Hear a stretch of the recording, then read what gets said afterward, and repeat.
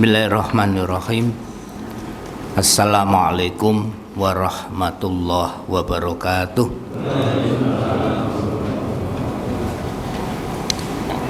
Alhamdulillahirabbil alamin alladzi an'amana bi ni'matil iman wal islam. Asyhadu an la ilaha illallah wa asyhadu anna Muhammadan abduhu wa rasuluh. Allahumma shalli wa sallim ala Muhammadin wa ala alihi wa sahbihi wa man tabi'al huda ila yaumiddin, amma ba'd. Fa ya ibadallah, usikum wa iyaya bitaqwallah. Faqad fazal muttaqun, ittaqullaha haqqa tuqatih wa la tamutunna illa wa antum muslimun. Ma'asyiral muslimin rahimakumullah. Bapak-bapak dan saudara sekalian yang dirahmati Allah Ta'ala, alhamdulillah pada siang hari ini kita untuk yang kesekian kalinya di Ahad pekan ketiga di awal bulan Safar kita mengadakan kajian kembali.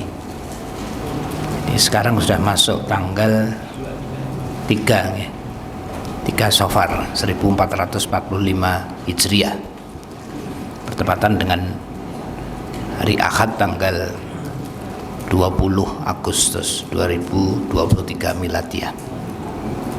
Sebelum kami menyampaikan untuk kajian kitab Al-Akhlaq wal Adab,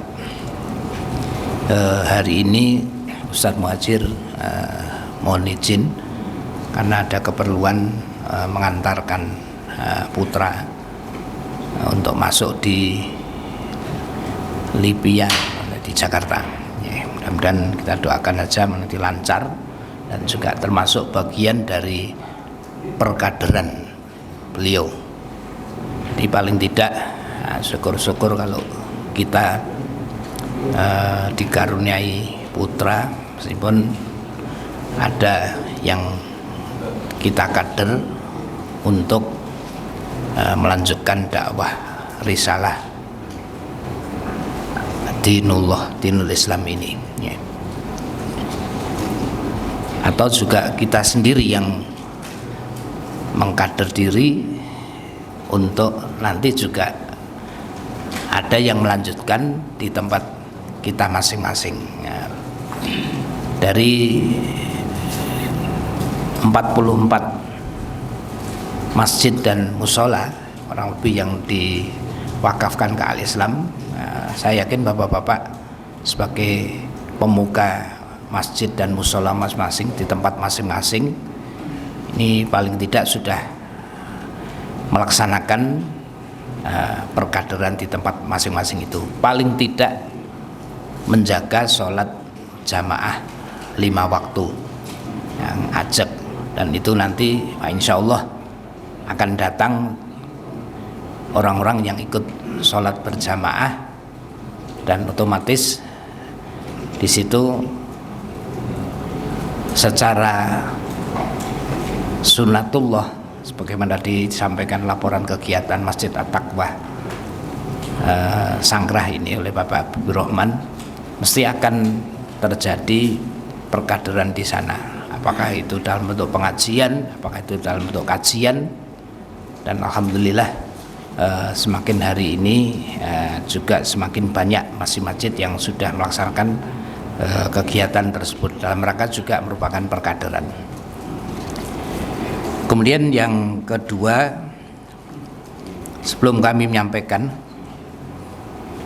bahasan yang nanti insyaallah halaman 3 halaman 3 nggih, bab baru, namun kami akan menyampaikan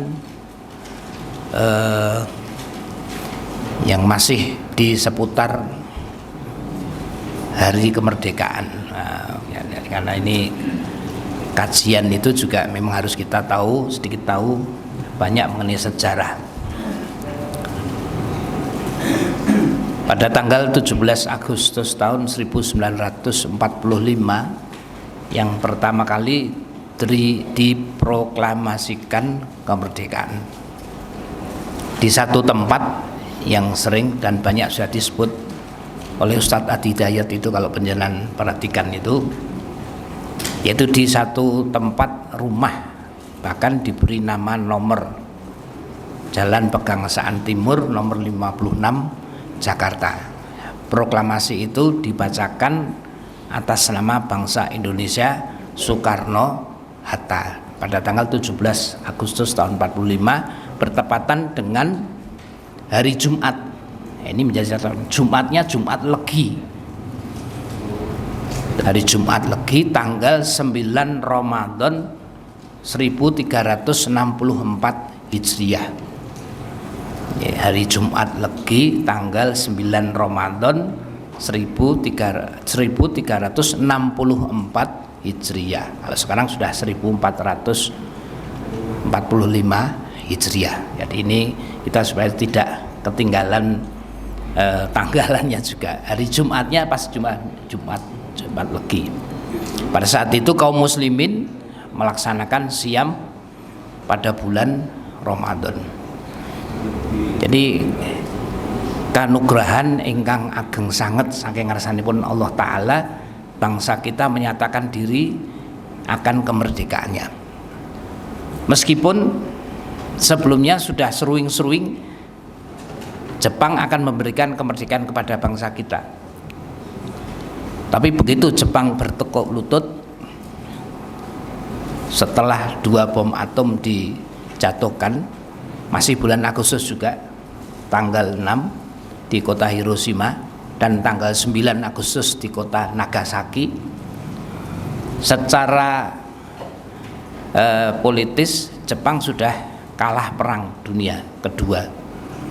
Nek cara basa Jawane enten Jepang pun mboten enten kelike melih. Nek cara wong kampung rada kasar ngoten niku istilahé Jepang wis ora ana etele meneh.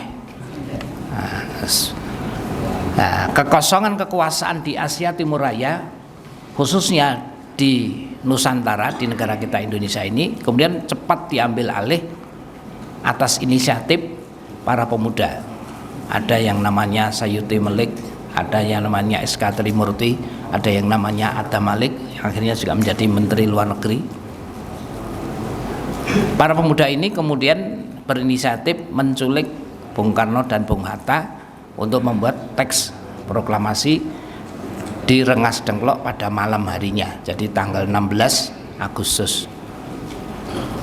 Awal bukannya Bung Karno ya belum mau, wong Jepang sudah mau menghadiahkan kemerdekaan kok arep DCI, tapi kemudian didesak-desak, akhirnya beliau terima itu dan menyatakan diri proklamasi sambil mengibarkan bendera merah putih. Jadi proklamasi pertama kali itu pada tanggal 17 Agustus dan upacara 17 Agustus pertama kali juga. Nah, kemudian rumah itu merupakan keluarga dari keluarga Martak, namanya panjang Faraj bin Martak. Nah, sekarang cucunya namanya Pak Yusuf Martak, aktivis 212 juga itu di Jakarta. Nah, beliau menghadiahkan rumah itu kepada negara, waktu itu memang belum terbentuk, tapi memang sudah ada seruing-seruing tadi saya katakan. Bahkan lagu yang sudah menggambarkan akan datangnya kemerdekaan itu sampai hari ini belum terpecahkan, masih misteri, Pak. Yang ditulis oleh seorang Habib sinten naminipun niku.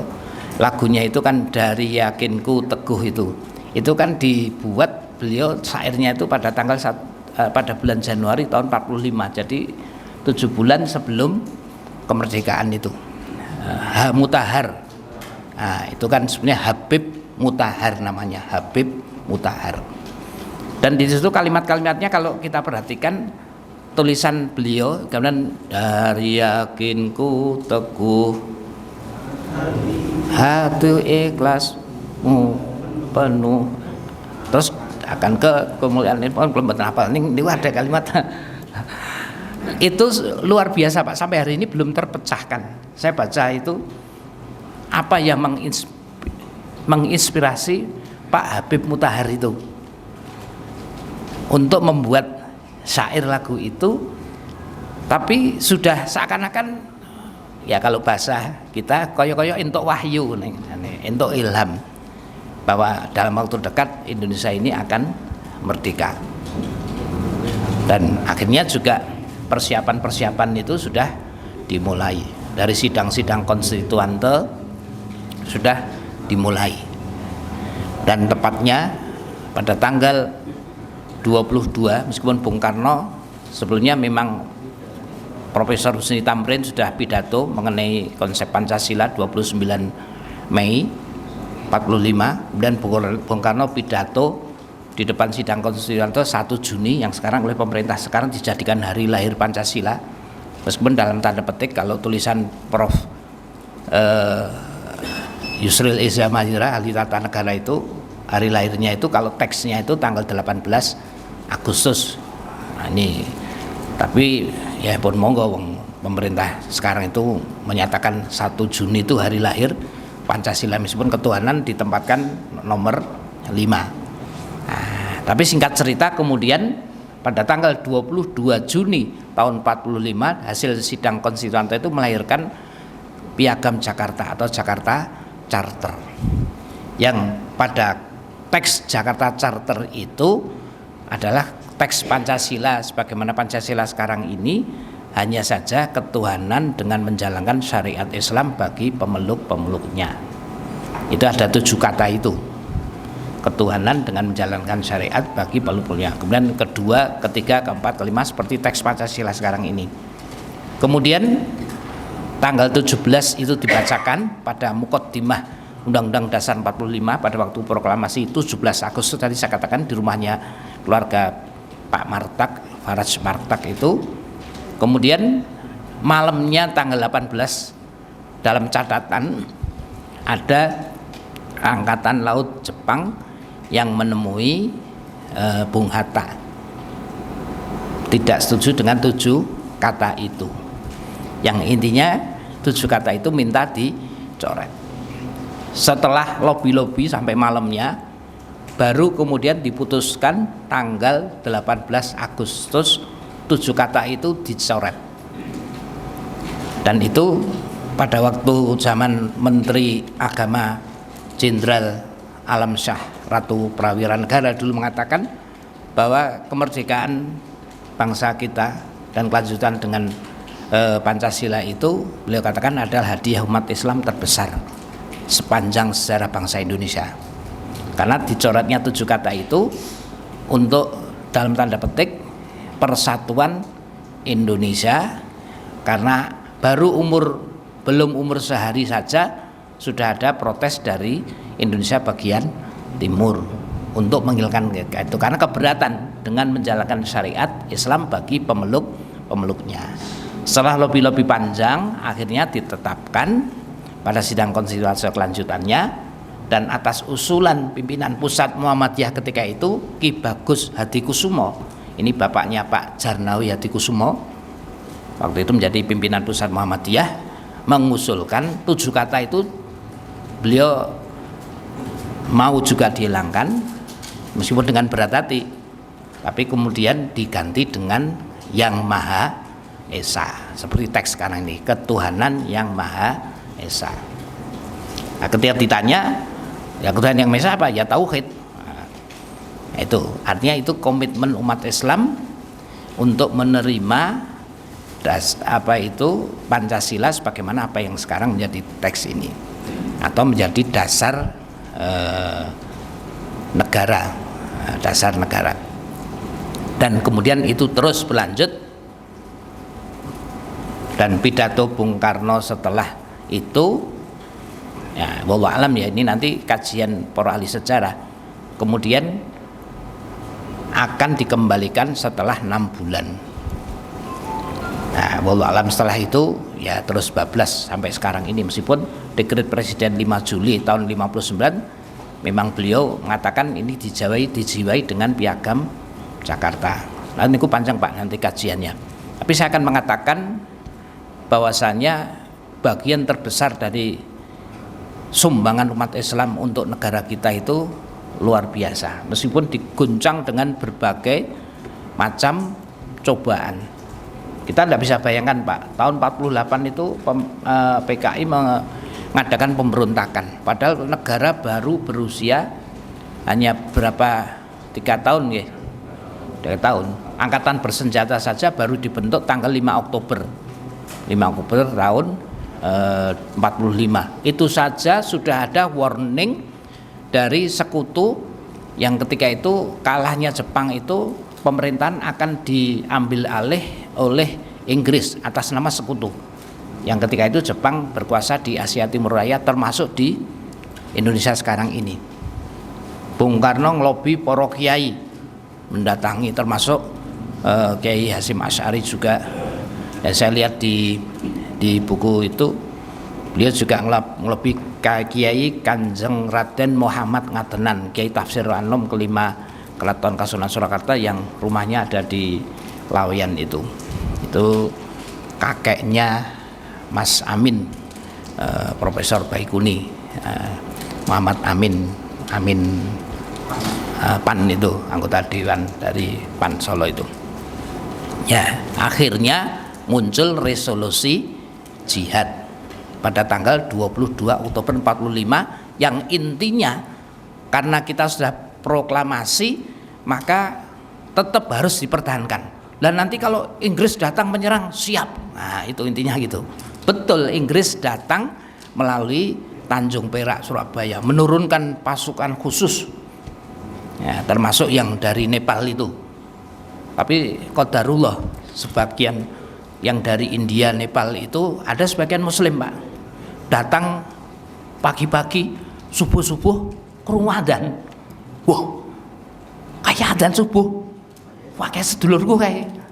Akhirnya banyak pasukan Inggris yang belot, qadarullah, tidak mau nyerang melalui Surabaya, tapi ya tetap mereka menjatuhkan pasukan melalui Surabaya.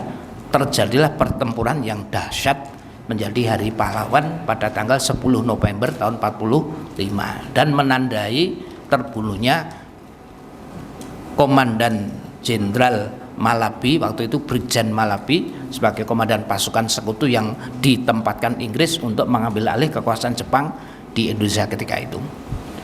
Ya, qadarullah, khususnya arek-arek Surabaya dan santri-santri pondok pesantren semuanya keluar ngeruduk. Ya, makanya istilah yang kemudian menjadi istilah kita itu ada namanya tank, itu namanya Jiankuk itu namanya tanknya itu. Nah, kemudian orang-orang Republik kita itu waktu mempertahankan yo anggeranu tangi teko Jiankuk, nah, akhirnya jadi pisuan Jiancuk. Nah, itu kan salah satu tinggalan dari dulu nama sebuah tank. Nah, itulah kemudian akhirnya sekutu menyerah karena terbunuhnya Brigjen Malabi. Nah, ini tapi yang pihak kita yang meninggal cukup banyak Pak. Ya sing duwe senjata nggunakake senjata tinggalan di Jepang itu. Nah, itu luar biasa.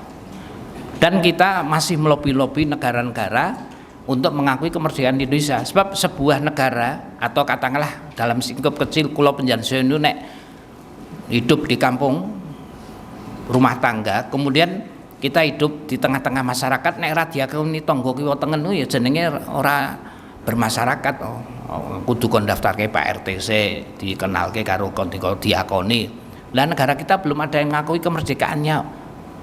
Baru kemudian dalam kabinet pertama kali Bung Karno Bung Hatta itu Menteri Luar Negeri kok sing dipilih Abdurrahman Baswedan, kakeknya Anies Baswedan sekarang ini. Itu menjadi Menteri Luar Negeri pertama kali. Dan Bung Karno ya strategis karena beliau orang keturunan Arab dari kalangan Habaib, kon ngelobi 50 negara Arab Timur Tengah. Betul, Salah satu yang kemudian berhasil dilobi adalah Mesir, membawa sepucuk surat yang kalau saya baca perjalanan beliau itu, surat ini akan membawa dampak konsekuensi yang luar biasa bagi eksistensi negara kita. Nek konangan digeledahi, ternyata lebokin jero kaos di bawah telapak kaki itu surat itu gowo geledahi orang apa nih. Ning nek mau konangan ya sudah bisa dikatakan negara kita itu ya belum ada pengakuan. Di samping juga pengakuan secara berita, ada yang nanti bab setelah itu kan terjadi clash Belanda Pak, clash pertama kedua tahun 48 49 ya. Pak setelah itu, setelah G30S itu cobaannya abad banget ya. Kemudian ada yang sampai sidang Dewan Keamanan PBB yang diutus di sana itu ada 3 orang, Profesor Sujatmiko, kemudian anak gede Agung Gede itu politisi dari Bali, kemudian satu Haji Agus Salim untuk menyatakan eksistensi negara kita. Muncul resolusi Dewan Keamanan PBB tahun nomor 242 yang menyatakan Belanda supaya keluar dari Indonesia. Nah, eksistensi itu tidak semata keluar resolusi itu bukan semata lobby secara lobby diplomasi. Beliau 3 orang itu lobby di lapangan, Jenderal Sudirman gerilya. Meskipun Bung Karno sudah ditangkap di Gedung Agung di Yogyakarta karena sudah ditangkap Belanda, tapi lobby secara militer tetap gerilya loh. Londo Morat Marit menghadapi pasukannya Jenderal Sudirman. Itu dari sisi di lapangan. Kemudian untuk menyuarakan ini, ternyata tempat kita yang ada di Jenawi itu ya punya peran Pak. Enten sing saking Jenawi Pak. Oh penjenengan nggih. Jenawi itu ada satu tempat yang dulu merupakan pemancar cabang RRI Surakarta. Tasih betul Pak anu. Tasih nggih. Itu punya sejarah Pak. Dulu Menteri Penerangannya R. Maladi yang sekarang jadi nama Stadion Sriwedari itu R. Maladi, itu menyiarkan eksistensi negara kita. Ditangkap di India, terus disiarkan sampai ke New York. Jebule Indonesia isi ono, nyatane isi ono siaran radio. Nah itu luar biasa Pak. Sehingga muncul resolusi Dewan Keamanan PBB 242 itu yang menyatakan supaya Belanda keluar dari negara kita. Nah, ini kalau sejarah itu memang panjang Pak. Tapi eksistensi proklamasi 45 itu tetap diakui keberadaan negara Indonesia, termasuk Mesir yang sudah mengakui itu. Nah, dan kemudian bla bla bla panjang ini sampai pemilu pertama tanggal 29 September tahun 55 itu, wah pun panjang betul kalau terus kemauan mungkin ya, niki. Tapi saya harapkan kita belajar sejarah itu membaca tapi sambil menganalisis. Jadi menganalisis itu peristiwa-peristiwa terjadi seperti ini. Oh gaduh aneh karo gini, gaduh ini. Kita nanti belajar hadis pun juga begitu Pak. Jadi hadis ini teksnya begitu. Tapi bagaimana nanti kita menganalisis hubungan satu dengan yang lain. Termasuk ini saya sampaikan pengurus ini mau mengadakan kajian hadis secara kontekstual, secara teks dan kontekstual itu oleh Ustadz sama Mas Hari Abu Zaidan yang kemarin memberikan materi hadis. Cuma saya ngelis di daftar list sementara untuk pengurus. Kemarin yang baru daftarkan baru saya dan Mas Ari. Padahal beliau nanti sanggup hari Rabu jam 20 sampai 22 di SMP Al-Islam 1. Cuma ini nanti saya akan minta pengurus dulu karena ada yang menyanggupi beliau Ustadz Abu Zaidan untuk menyampaikan hadis, tapi nanti akan kita batasi dengan satu kajian kitab hadis salah satu dari kitab yang ditulis oleh Kiai Ghazali. Kalau kemarin panjenengan waktu mendengarkan materi itu di pembekalan Ramadan di SMK Al-Islam itu kan dibawakan beliau itu luas sekali. Dalam kitab ini sampai. Nah ini mungkin nanti kita akan fokus satu kitab dulu. Cuma sampai hari ini saya kurang tahu nanti Mas Ari laporannya kok durung ono sing daftar meneh itu. Karena waktunya malam, Pak. Waktunya malam. Pun monggo nanti akan kami sampaikan. Jadi gini Pak, kalau nanti kita ada ustadz yang menyampaikan itu ya awet dhewe mbah ya kaya ngopo bot repote ya usaha kudu rawuh. Jangan kemudian niat datang wah aku lagi iki ana rapat RT iki. Nah, terus akhirnya ra teko. Nyun sewu memang harus kita bisa ngatur itu. Insyaallah nanti belajar hadis pun juga sama seperti kita belajar sejarah. Hadis itu juga sejarah dalam arti lebih tajam pada uraiannya hadis itu sendiri. Nggih, monggo nanti saya akan mengkoordinasi dengan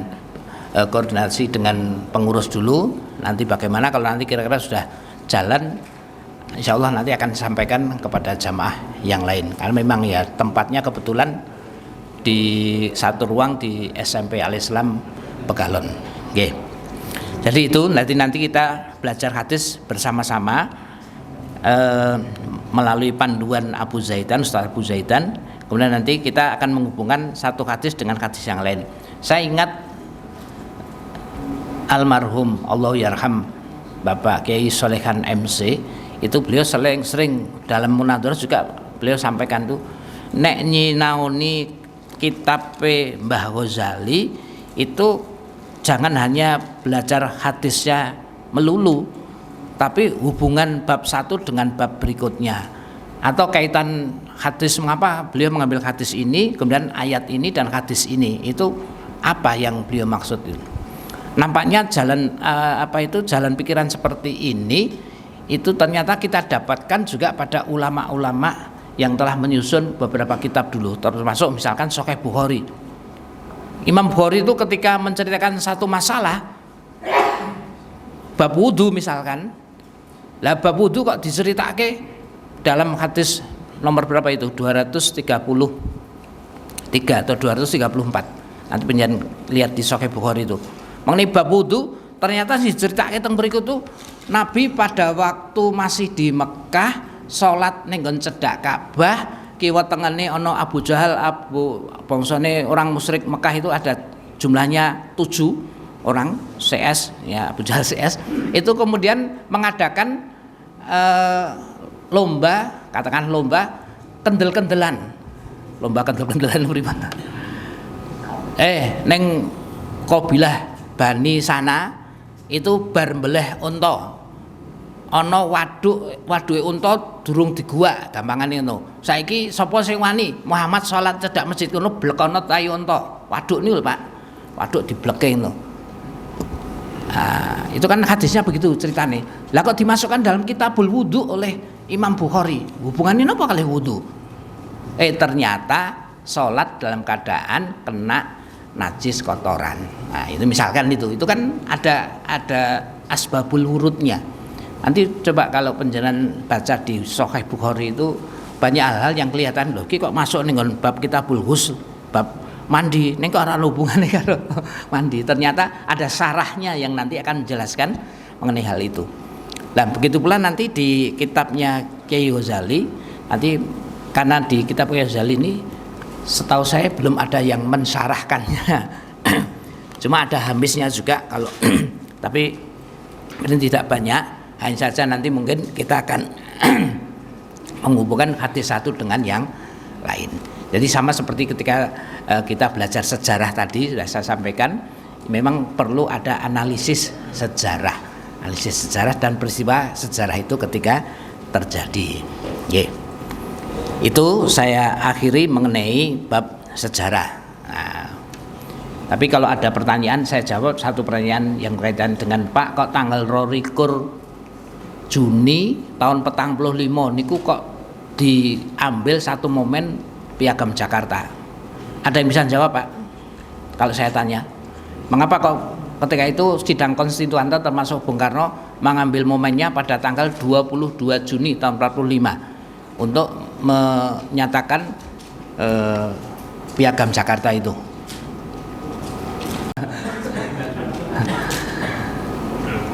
Saya jawab sendiri. Jadi itu momen hari jadi kota Jakarta. Jadi Jakarta itu bebas waktu itu, bebas dari penjajah Portugis oleh Fathahillah, keluarga dari Keraton Kanoman Cirebon itu membebaskan kota Jakarta itu pada tanggal 22 Juni 1527. Maka itu menjadi hari jadi kota Jakarta.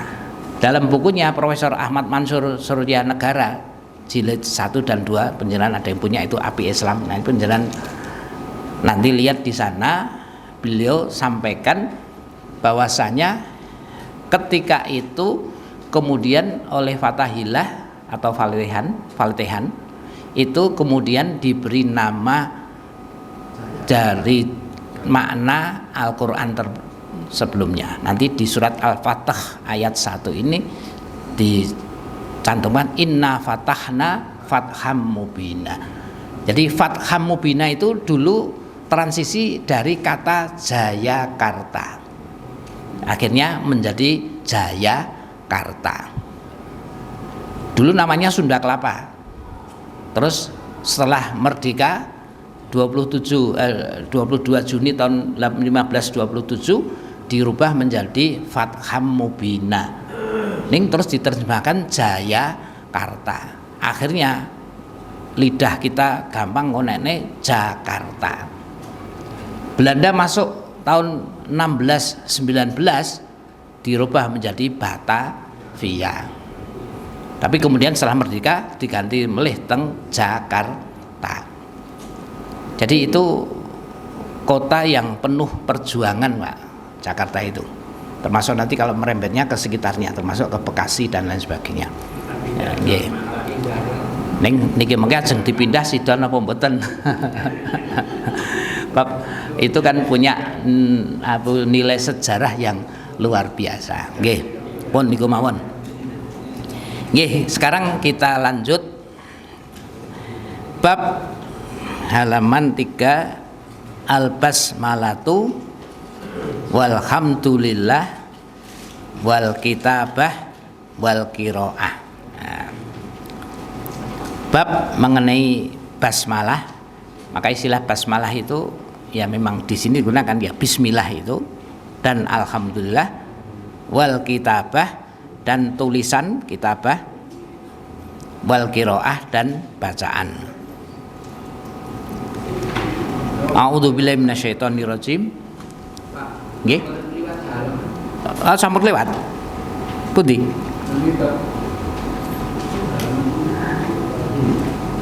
Sebelumnya. Oh, belum dah.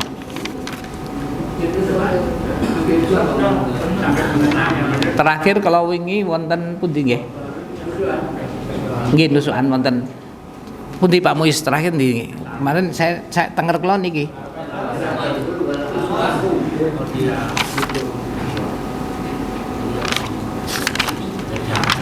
Oh gitu nggih, terakhir wonten nusukan wonten tapen kula wingi atosipun. Nomor ini sudah nggih halaman nggih. Oh, al-adabu al-halku ini belum, baru nggih. Oh, nggih. Baru dimulai bab 1 itu, nomor 1. Oh, gitu. Nggih, nggih, ampun kula witi melih. Bab al-adabu wal akhlaqu qala ta'ala. Niki nggih. Oh, kemarin itu baca di iklannya ini, nggih. Wa innaka la'ala khuluqin azim. Ini di dalam surat Al-Qalam, dan sesungguhnya engkau Muhammad benar-benar berbudi pekerti yang agung, akhlak yang agung. Kalau secara teks ini kan pernyataan Allah mengenai pribadi Nabi. Khuluqun azim itu kan apa yang Allah Ta'ala nyatakan akhlak yang agung. Meskipun dalam penerapannya kita baca di surat Al-Ahzab ayat 21. Napa Pak? Laqad kana lakum fi Rasulillahi uswatun hasanah. Sungguh benar-benar pada diri Rasulullah itu ada contoh yang paling baik, uswah hasanah. Jadi kalau pernyataan secara umum, Rasul itu berakhlak yang mulia, akhlak yang agung. Tapi dalam bentuk apa yang beliau contohkan, yang dilihat oleh para sahabat, itu adalah uswah hasanah. Saged bentenaken Pak nggih. Jadi kalau apa yang dilihat oleh sahabat dan disampaikan sampai kepada kita, itu adalah contoh uswah hasanah. Contohnya napa Pak? Kalau contohnya mawon teng kitab Sahih Bukhari malih mawon. Bab Kitabul Ghusl. Akhlak Nabi itu contohnya, Nabi itu kalau mandi janabah, salah satu yang disampaikan oleh Ibnu Abbas dari bibinya Maimunah. Maimunah itu kan salah satu istri Nabi, kan saudaranya Ummu Habibah, ibunya Ibnu Abbas. Salah satu yang dicontohkan akhlak Nabi itu ngenten. Beliau itu meskipun mandi, kemudian yang menyediakan airnya Maimunah, kemudian minta dituangkan mandi janabat, kan salah satu nyun sewu Pak nggih, contoh mawon. Ini saya katakan akhlak Nabi itu begitu, menghargai pada orang lain meskipun istrinya sendiri. Beliau menerima air dituangkan, kemudian dipindahkan ke tangan kiri, nyun sewu dinggo ngosoki kemaluannya. Mboten porno lho Pak. Niku nggih contoh Nabi, ngeten lho Pak, maksud saya dituangkan Maimunah di balik tabir, kemudian nek mau tangan kiwa ngeten nggih langsung saged kok nggih. Tahu tanpa tangan tengen oper ke tangan kiwa lagi dienggo ngresiki mriki. Loh, itu kalau orang melihat secara umum ya mungkin Allah wong padha-padha nampa banyu wae. Nanti kalau kita baca di Kitabul Ghusl itu kan betapa akhlak Nabi luar biasa. Saya baca itu, wah Rasulullah itu luar biasa. Meskipun kalau misalnya menerima dengan tangan kiri ya iso mawon. Coba kalau menjan niku nek lung-lungan kan nglungke kene tangan kiwa. Ya biasa ndak apa-apa ya. Tapi kalau bagi Nabi kan beliau ndak berikan contoh yang seperti itu. Mriki operke mriki. Ini operke kene. Nganggo tangan tengen. Lo tangan kiwa bagian apa jurusan liya mangke termasuk membersihkan kemaluan itu tadi. Nah ini saya contohkan mawon. Jadi uswah hasanah itu dalam bentuk dilihat dan dijelaskan para sahabat sampai pada kita, tapi pernyataan akhlak yang agung itu Allah Ta'ala yang sendiri menyatakan. Kemudian bab ini Al-Adabul Akhlak ini yang pertama hadis pun diambil ini An Hisam ibni Amirin radhiyallahu anhu qala. Hadis keterangan Hisam bin Amir radhiyallahu an. Ini di dalam riwayat Hakmim itu di dalam Musnad Imam Ahmad bin Hambal. Ini sudah nih sampai hadis 1 2 oh 3 4 pun lah nggih. Mpun to nggih? Nggih. Sekarang halaman 3. Nggih. Berarti hadis nomor 5 nggih. Nah, tadi saya pengantar tadi nggih, saya menangkap ini tapi enggak apa-apa, nggih. Nggih. Tadi Maimunah itu ibu Nabi atau istri Nabi? Siapa? Maimunah istri Nabi. Istri Nabi kan? Nggih. Enggak, itu bibinya Ibnu Abbas kan saudaranya. Tapi kan setelah itu dinikahi Nabi itu. Iya, iya. Jadi hadis-hadis yang berkaitan dengan rumah tangga Rasulullah yang kita baca itu yang paling banyak sumbernya dari Maimunah, dari Aisyah dan dari Ummu Salamah. Itu yang dari istri Nabi yang paling banyak. Padahal itu istri Nabi tapi masih pakai tabir ya. Iya. Jadi gini, pada waktu Nabi siram itu meskipun istrinya itu kadangkala Maimunah itu menutupi dengan tabir. Jadi ngangge kloso di napa kloso sarung kain ditutup yang ngenten iki Nabi. Tapi Maimunah tahu Nabi mandi tahu. Ya itu kan bagian dari akhlak Nabi juga. Jadi tidak di tempat terbuka dan kita bisa melihat betapa sederhananya rumah Nabi, termasuk rumahnya Maimunah itu sampai kolah wae ra duwe none mung Ember. tutup nganggo. Ya kalau kita kan sudah lebih daripada itu nggih. Nggih. Itu sudah Pak nggih. Sekarang hadis nomor 5. Ayatnya belum, nggih. Sebentar, ada pertanyaan? Nggih. Ini nama babnya kok bab al-basmalah, kemudian pakai alhamdulillah, kemudian al-kitabah wal qiraah. Nggih. Kenapa alhamdulillah bukan hamdalah gitu? Namanya nih. Kalau sesuai dengan bacaannya itu kan basmalah, hamdalah, kitabah, qiraah gitu. Alhamdulillah. Jadi Alhamdulillah. kalau tidak hamdalah nggih. Ya. Kalau basmalah kok basmalah kemudian tidak bismillah ngoten to? Ya, kan kalau seperti itu hamdalah gitu. Nggih. Jadi kalau melihat teksnya ini tanpa ada yang kalau udah bahasa Arab itu kan gini Pak. Kalau tidak ada yang merafakkan, tidak ada yang menjazmkan, tidak yang menasobkan, tidak ada yang menjerkan, maka kembali hukumnya kepada rafa, dibaca domah rafa. Itu kan isinya itu. Ya. Jadi kalau di sini babun bab titik 2 al-basmalatu.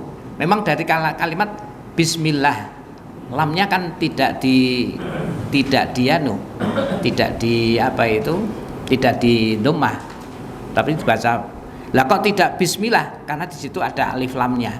Jadi tidak al bismillah. Kalau tanpa alifnya bismillah, tapi dengan alif lam memang bacaannya basmalah. Bukan itu yang hamdalahnya itu loh, Kak. Oh gitu. Bukan, kalau itu alhamdulillah. Alhamdulillah. Bukan Lihat. hamdalah itu. Hamdalah. Iya. Karena tidak ada yang menasabkan atau menjerkan huruf di depannya kan tidak ada. Kalau kalimat. lagi karena ini tidak ada yang walhamdalah, ini kan wawu wasol sebagai penyambung. Iya. Jadi kan bacanya tetap alhamdulillah.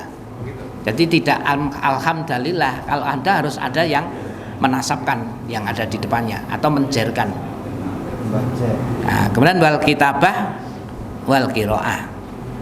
Jadi ini ya sebetulnya kalau patokannya memang bahasa Arab itu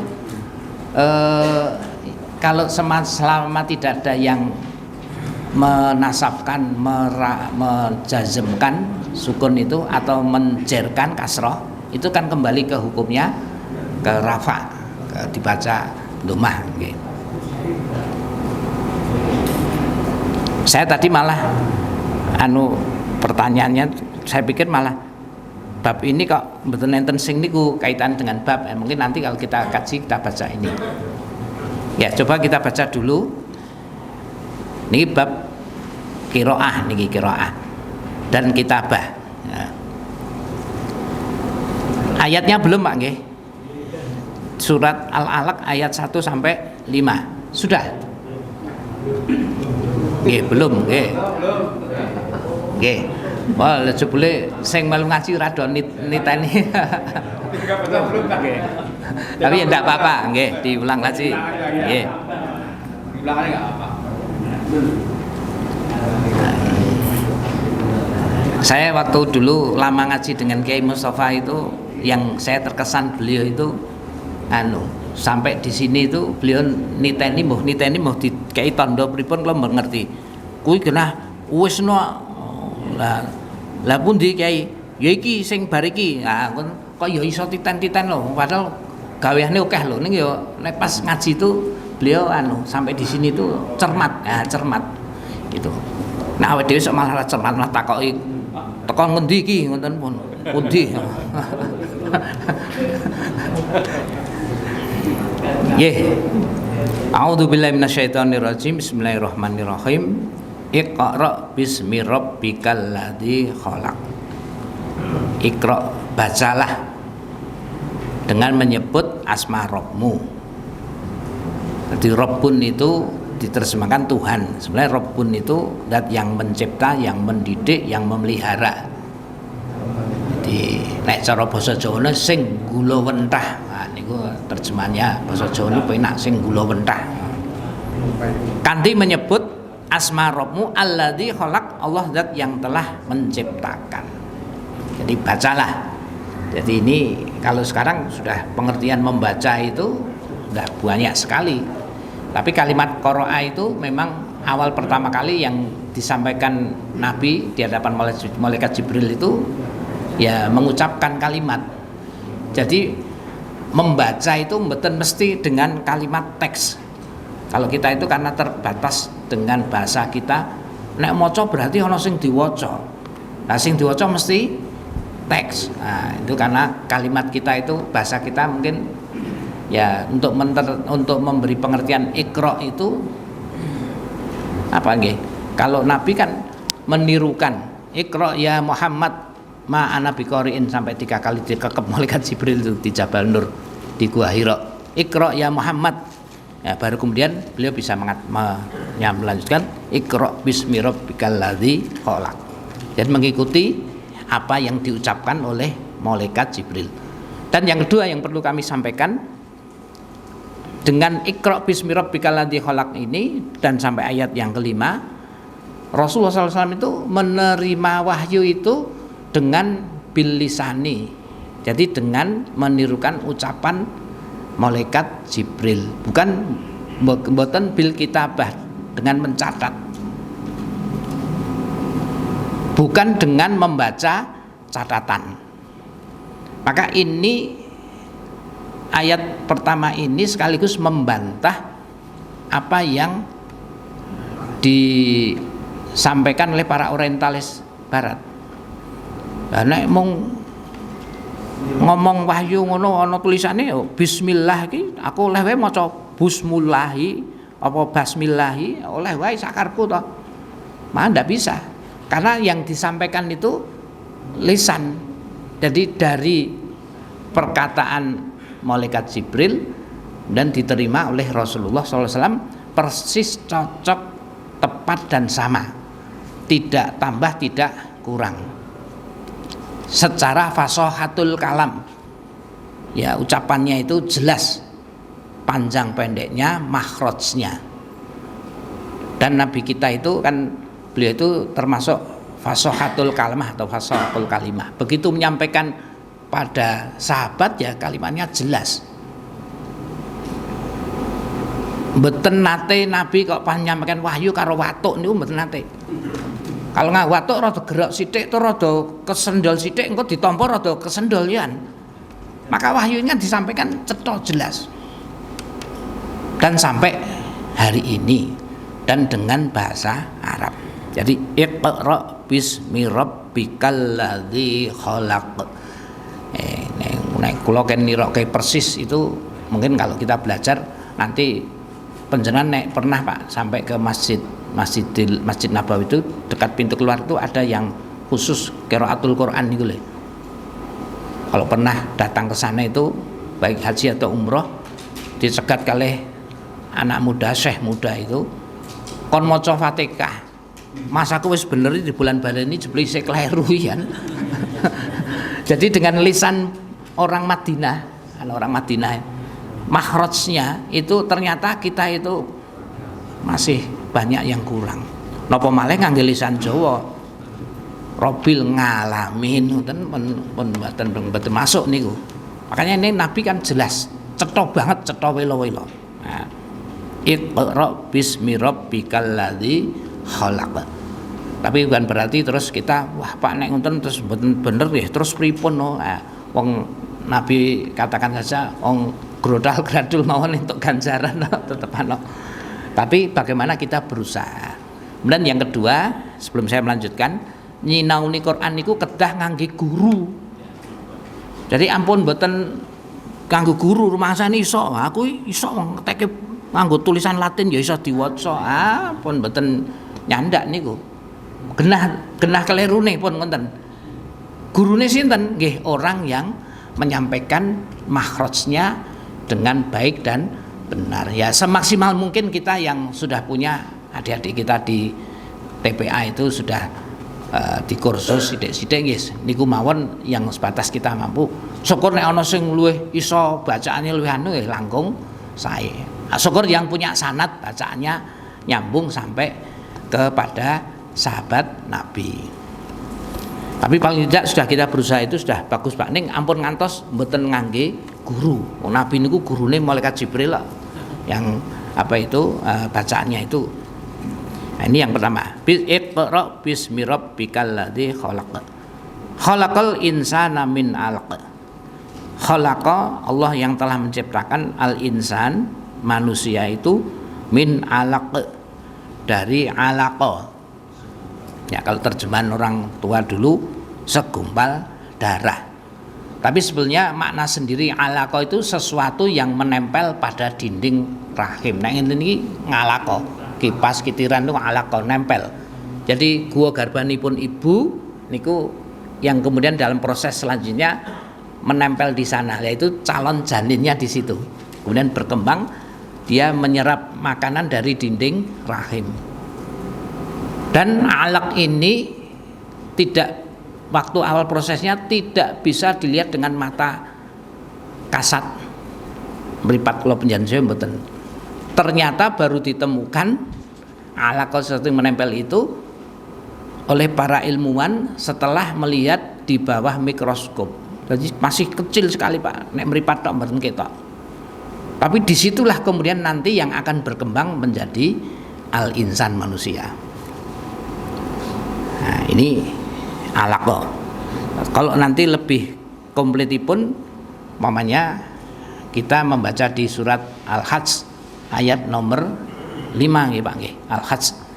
Ya ayyuhan nasu in kuntum fi raibin minal ba'tsi fa inna khalaqnakum min turabin summa min nutfatin summa min 'alaqatin summa min mudghatin mukhallaqatin wa ghairu mukhallaqatin linubayyana lakum.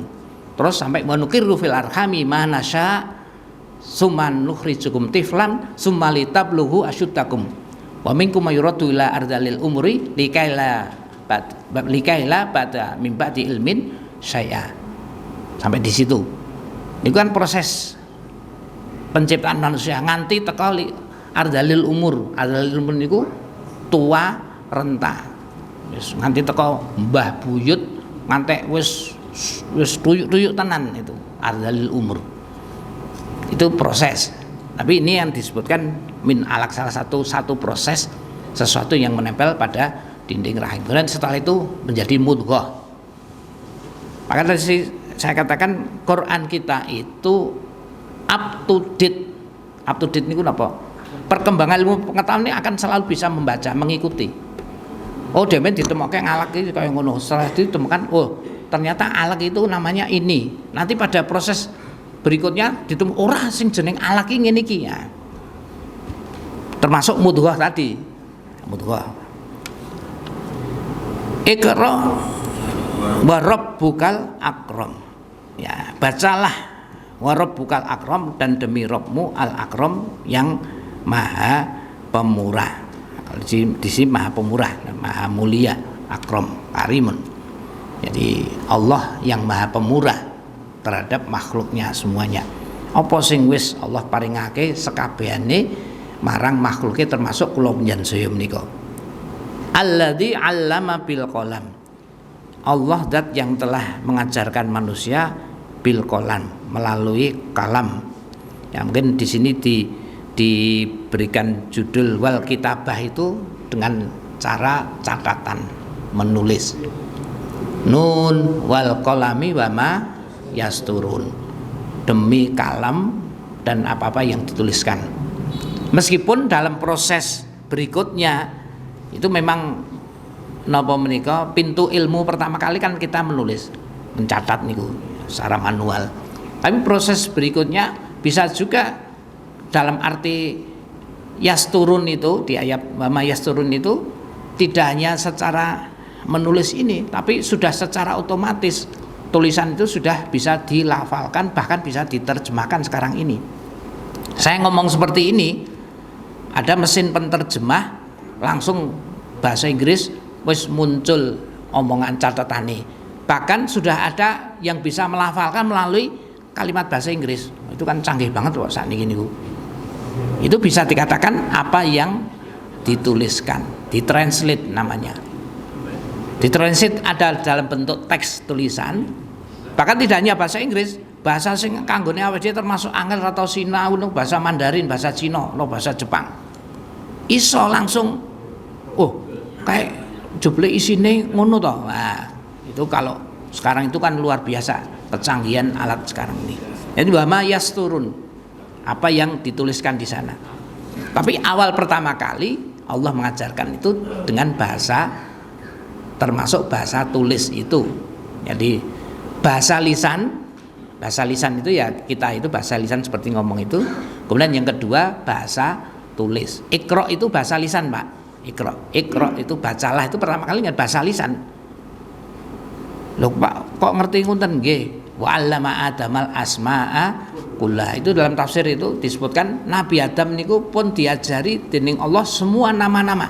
Bahkan ketika itu belum ada barangnya, tapi sudah diberitahu, Nabi Adam, Adam, iki lho jenenge televisi, so anak putumu iso nonton gambar ngene. Ngene iki lho sing jenenge HP. Ngeten niku pun enten. Sudah asma akulah itu semua nama. Nah, tapi yang beliau sampaikan ya sebatas nama-nama itu yang ada di lingkungan itu kepada putrane. Iki jenenge wit pelem, iki jenenge wit gedang, iki jenenge gedang, iki jenenge telo. Ngoten niku pun. Tapi nggih mboten nganggo basa telo gedang Pak nggih. Basane nggih. Kalau induk bahasa Arab Pak, bahasa Arab. Bahasa Arab itu memang induk bahasa dan itu bahasa yang nanti akan digunakan di yaumul akhir, itu bahasa Arab. Mula ampun ngelek-ngelek bahasa Arab. Ampun enggak boleh itu. Bahasa akhirat malah.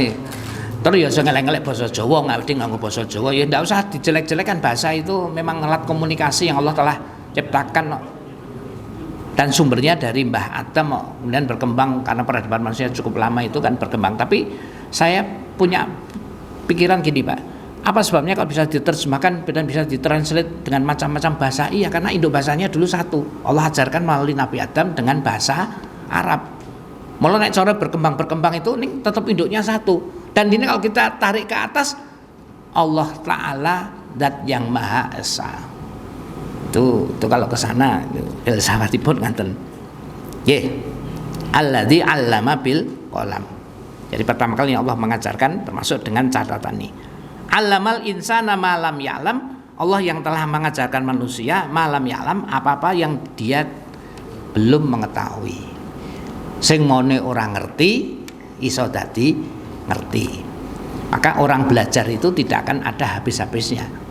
Kalau bahasa Arab itu istilah dalam bahasa Arab itu ada yang mengatakan begini. Dulu dari Ustadz Asrof, Rosidi Asrofi itu guru kita di Aliyah itu di SMA Al-Islam itu, beliau mengatakan ada kaidah kullu zada ilmin zada jahlin. Saben wong kuwi tambah pinter malah tambah bodone. Pripun Pak, kok tambah pinter tambah bodoh, tambah akeh sing ora dingerteni. Nah, itu makanya orang belajar itu terus, maka tidak akan dia berhenti karena ada yang banyak belum diketahui. Nah, siapa yang telah mengajarkan semuanya itu? Allah Ta'ala malam ya'lam. Kemudian Allah menciptakan alat sarana untuk orang itu bisa belajar melalui apa Pak? Nah, alat yang Allah berikan kita sandang itu kan ada 3 itu. Wallahu akhrajakum min butunikum la ta'lamuna syai'a. Pertama kali lahir bayi cenger kuwi orang ngerti apa-apa. Tapi Allah mengajarkan melalui alat yang diberikan pada kita pada waktu kita kecil dulu. Wa ja'ala lakumus sam'a. Sisi melalui pendengaran sih. Berapa bulan Pak? Bayi mulai menggunakan ini sampai berapa bulan? Anggere karo suara banter jegirat kaget. Ana suara kendaraan banter wah turu iso tangi ngenten iki. Iso kaget. Niku karena fungsi telinga dulu. Mengenal lingkungannya, mengenal suara orang tuanya, mengenal hewan-hewan yang ada di sekitarnya. Kemudian wal absara, yang kedua penglihatan mata. Dalam bentuk mata. Oh ya kayak abiku kayak itu ya, kayak umiku kayak itu, oke kakangku kayak itu sudah mulai mengenal, mengkomunikasikan antara pendengaran dan penglihatan itu kerjasama. Jadi kalau 2 alat ini sudah diberikan, kemudian bisa menganalisis. Loh bayi kok menganalisis fuad hati. Jadi kalau fuad jawabnya al-afidah itu maknanya hati. Nek hati dijamake hati-hati malah dadi beda maknane hati. Itu kalau dalam tulisannya dulu sarjana YIN Syarif Hidayatullah Jakarta, nek panjenengan dulu mengikuti tulisannya, tapi qadarullah umurnya ora dawa saking kepinteran terus malah otake malah jeblok. Namanya Abdur Rauf Saimina. Itu saya baca salah satu tulisannya itu yang namanya fuad atau afidah itu al-aqlu wal qalbu. Akal yang menerima pintu pertama masuk, wal qalbu itu masuk ke dalam hati, kemudian hati yang paling dalam itu ya fuad afidah itu. Sehingga di sini nanti akan menganalisis apa yang ada di lingkungannya. Misalkan mendengar dan melihat sesuatu, kok suarane kaya wong tuaku, anak bayi itu ya, neng baru sing jedul kok jebule beda. Ini sudah mengatakan arep nampa kuwi wong tuane baru disawang kok jebule beda. Jadi rasido nggak jadi. Atau mungkin dia akan nangis gen ditulung wong anak itu memang ya senjatane sok nangis ngian. Mula nek bocah niku nek nangis ampun dituruti kabeh, mengke golek perhatian malah sampean malah repot dhewe arep nangis dituruti, sesuk malah gede yo cecek tangisan man. Makanya ini kan salah satu contoh pendidikan yang Rasulullah ajarkan pada kita itu. Maka kemudian setelah melihat dan mendengar dia bisa menganalisis masuk ke dalam hati. Oh, berarti nek wajahe kaya ngene, suarane ngene iki, oke wong tuaku. Dan masuk di sini. Itu dalam pengertian yang sangat sederhana. Nanti ketika sudah apa itu menginjak usia dengan perkembangan akal pikirannya, itu akan lebih dahsyat lagi, bahkan bisa melihat keadaan lingkungan itu, bisa membaca dengan fuad, dengan hati. Nah, siapa yang telah mengajarkan itu semuanya dalam proses yang bertahap itu? Allah Ta'ala. Allamal insana malam ya'lam. Allah yang telah mengajarkan orang yang mau tidak tahu menjadi tahu. Dan ini yang membedakan antara manusia dengan hewan.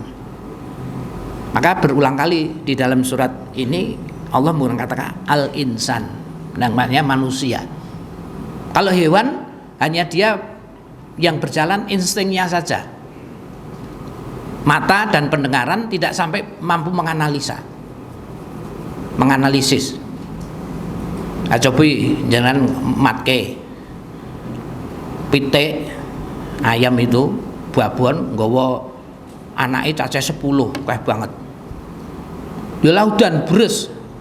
Pitike ya ngerti instingnya rada tanggung jawab nggih. Nek ora tanggung jawab ditinggal lunga anake pilih selamat dhewe. Niku wong pitik ora tanggung jawab. Ning pitik sing bertanggung jawab menganalisis ndak bisa, dia cuma mampunya oh ya nek udan instingku tak grokke napa niku sayapnya anakku do mlebu rene kabeh tak kukup ngene ning tetep udanan. Lah niku nek pitik, nek wong mboten ana yup-yupan ya mlayu ngiyup. Golek yup-yupan kok isih kudanan. Oh, berarti gaweke yup-yupan sing rapet. Oh, gen nyaman sisan. Oh, gawe gedung sing apik sisan. Oh, kudanan isih sisa sinau ngaji. Penak niku nek menungso mampu menganalisis sampai seperti itu. Siapa yang telah mengajarkan itu? Allah Ta'ala. Karena berkembangnya akal pikiran manusia sampai saat ini. Termasuk ngginakaken media niki ya maunya dulu belum ada, tapi sekarang sudah oh ternyata bisa dilihat dan disalurkan melalui satelit. Nanti niki pengajian kita nu mungkin tekan Amerika barang dan pun mlebet nang YouTube. Artinya kan dulunya tidak bisa, setelah diberi kemampuan akhirnya mampu terus berkembang sampai hari ini. Allamal insana malam ya'lam. Yang dulu belum memungkinkan pakai siaran, sekarang sudah bisa memungkinkan pakai siaran. Makanya dangu-dangu berkembang lebih jauh lagi. Tapi nek pengajian ngenten nggih, mangke nggih tetep tatap muka Pak. Ampun kae di siaran kok tak ning omah tak layah-layah wae iso ngrungokke. Nang bedane nek ngrungokke teng omah kalih tatap muka, nek tatap muka saged tanya jawab. Yen mirengke YouTube, melihat YouTube-nya Ustaz Hidayat, takok ya ra iso Ustaz kula ajeng taken ngacung ora ngerti wong ning nggon online pun ya belum tentu karena terbatas sampai hari ini. Ini yang dapat saya sampaikan. Asaripun jam pinten, Pak?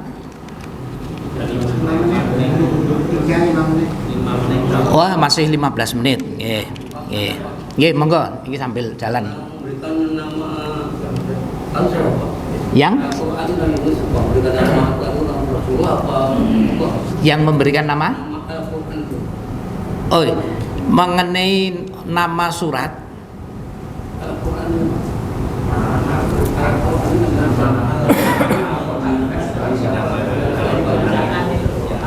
Kok namanya Al-Qur'an gitu? Dari mana itu? Nggih. Apakah semua bulan itu sama ya? Apa itu sama? Misal Al-Qur'an itu. Nggih. Bulannya apa juga sama Al-Qur'an semua gitu.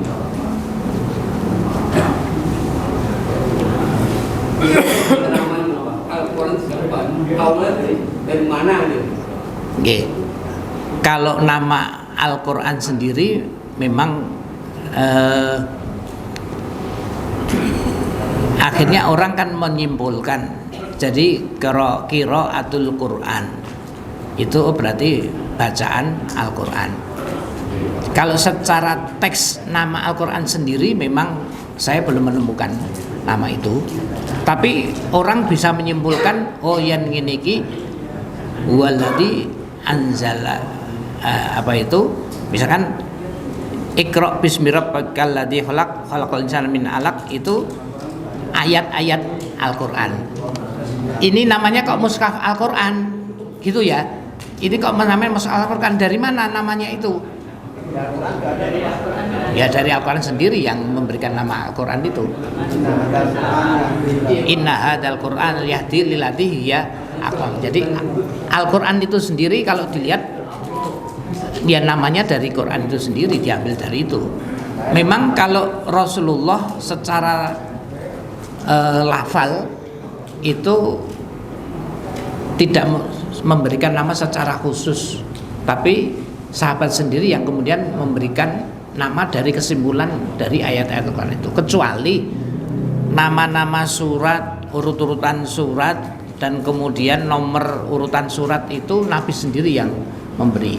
Jadi ini, tapi nomor kan kita nggih.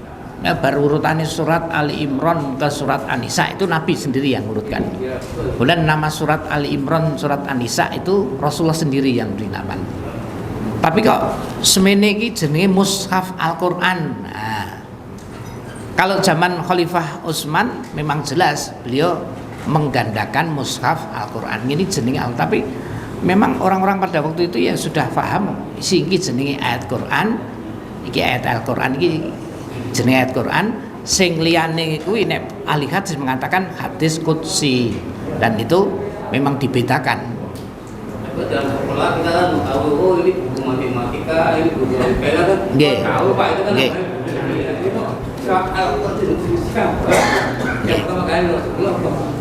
Nggih. Kalau sepahaman saya, setahu saya Nabi tidak memberikan nama secara khusus, tapi memang sebenarnya oleh para sahabat itu sudah bisa disimpulkan bahwa itu adalah Al-Quran.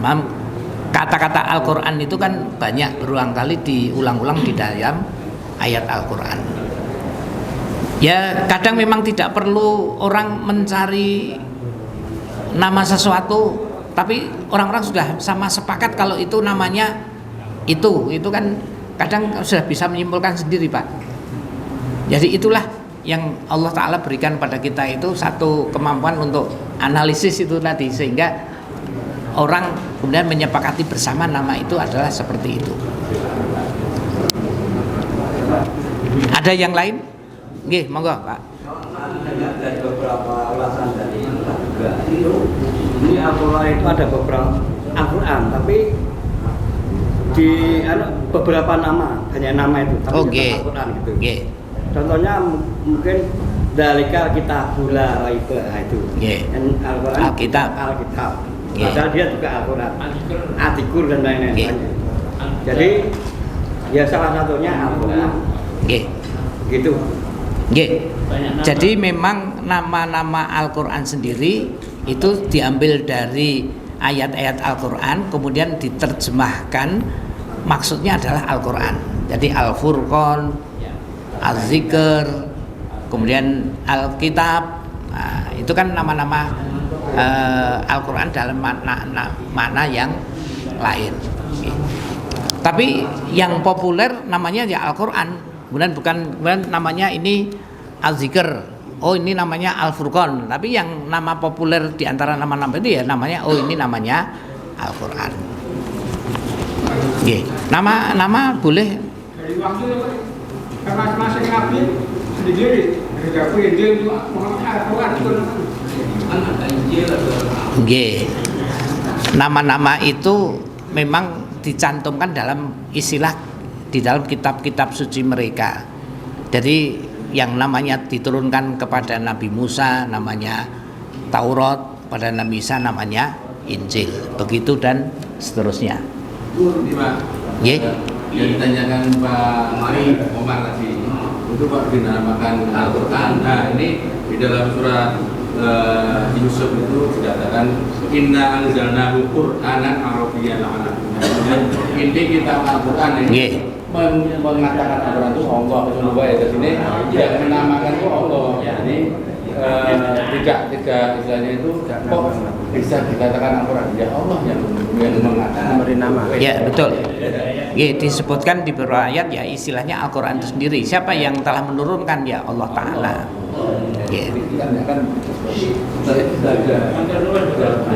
Dan yang penting juga inanzal Qur'anan Arabiyan, itu berbahasa Arab. Jangan ikut orang-orang berpikiran bebas Quran corone wong Arab.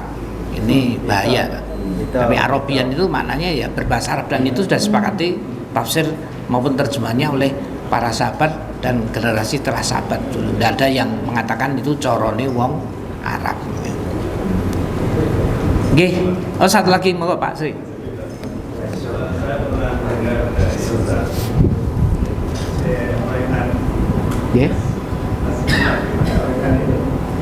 Yang kalau yang ditulis itu Al-Biqur Al-Quran itu namanya Mushaf Al-Quran. Tapi kalau yang sudah membaca, kita baca Bismillahirrahmanirrahim dan seterusnya, Al-Fatihah dan seterusnya, itu namanya Quran. Itu beliau menyampaikan saya seperti itu. dan itu namanya yang tersirat atau yang tersurat ya gitu loh. Kalau yang bentuk satu itu kan sebenarnya kan Quran fi Lauhil Mahfuz itu kan sudah ada sana teksnya, baru kemudian diturunkan Baitul Izzah sama Idunya, kemudian sampai ke malaikat Jibril, diturunkan melalui malaikat Jibril sampai ke Nabi Muhammad. Lah ya kalau itu tadi monggo pendapat nek sing bentuke wutuh ngene iki jenenge mushaf Al-Qur'an. Yang namanya Quran itu ya yang dibaca isinya itu. Nah, ya. Jadi ini kalau kita mau menerjemahkan, membaca pada bagian teks-teksnya itu ya seperti itu. Ya. Tapi insya Allah sudah tidak ada yang mempertentangkan sendiri mengenai ayat-ayat Al-Quran itu, karena beritanya mutawatir. Ya, mengenai hadis, ada hadis mutawatir. Al-Quran itu lebih daripada hadis mutawatir. Wonten sanesipun malih? Oh nggih, sedap mangke Pak Nuk. Nggih, monggo.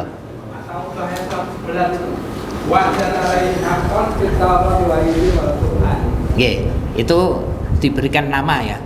Jadi namanya Injil, Taurat dan Al-Qur'an. Nggih. Nggih, monggo. Maaf, kalau yang kita kenal di Arab atau di Mekah dan Madinah itu mushaf, Utsmani ya. Nggih. Dan itu seluruh dunia kadang memakai itu. Nggih. Di Indonesia ada mushaf yang spesial khusus. Saya sendiri membaca nggak bisa mushaf, nuker kan. Jadi yang Indonesia itu mushaf apa? Nggih. Wah itu harus belajar sendiri mengenai khat itu Pak. Jadi ada bacaan qiraatus sab'ah itu. Jadi bacaan 7 bacaan itu memang wujudnya adalah bentuk apa yang dilihat pada tulisannya itu. Cuma terus terang saya tidak mempelajari itu, dan juga tidak banyak orang khusus yang khat itu tulisannya kok begini, yaitu memang tulisan khat mana, ada khat Turki, mungkin khat Utsmani, ada khat mana itu ya. Kalau khat Utsmani terus terang Quran pada waktu Khalifah Utsman itu ndak ada titik, ndak ada fathah kasroh, ndak ada Pak, hanya bismi itu ya ba itu ya mau keluar ini mem ndak ada. Itu kan pada zaman abad ke-3 Hijrian, Abul Aswad Ad-Du'ali itu kan baru memberi titik, memberi itu saja baru titik. Terus setelah generasi itu nek fathah iki nek ngardur, nek kasroh gini gini, nek domah melungker gini ki. Kalau sukun begini jazm, itu kan baru setelah itu. Jadi pada waktu Abu Asad Ad-Du'ali saja baru dikasih titik-titiknya itu, tapi belum dikasih. Itu saja orang-orang sudah bisa membaca. Atau membaca itu melihat oh iki ngene iki tulisannya macane bismillahirrahmanirrahim. Baru kemudian setelah generasi kita itu kan untuk mempermudah belajar itu. Nggih. Kalau mushaf yang tahu misalnya mushaf Utsmani karena emang yang khatnya ya kan dari Utsmani. Cuman kalau bacaannya dan itu memang ada 7 nggih. Memang yang tadi ditanyakan Bapak itu kan sing tulisan lungker-lungker itu khotnya yang khot mana itu kan wallahu alam. Tapi memang bacaannya ada 7, tapi yang pertama kali menulis khotnya itu ya khot Utsmani itu yang pertama kali Khalifah Utsman itu. Nggih. Wonten ingkang sinau qiraatus sab'ah mboten, Pak? Mboten dereng mboten. Jarang kok. Nggih, mungkin putra-putra kita ini bacaan 7 bacaan itu kan kita pengen salah satu qiraatus sab'ah itu kan bacaan imalah itu. Imalah itu salah satu qiraatus sab'ah. Sampun nggih? Nggih, matur nuwun. Mugi-mugi wonten manfaatipun. Kerepun nyuwun pangapunten, sampun wekdalipun mepet. Nggih. Wah, lebih malan. Pakaten kita akhiri. Assalamualaikum warahmatullahi wabarakatuh.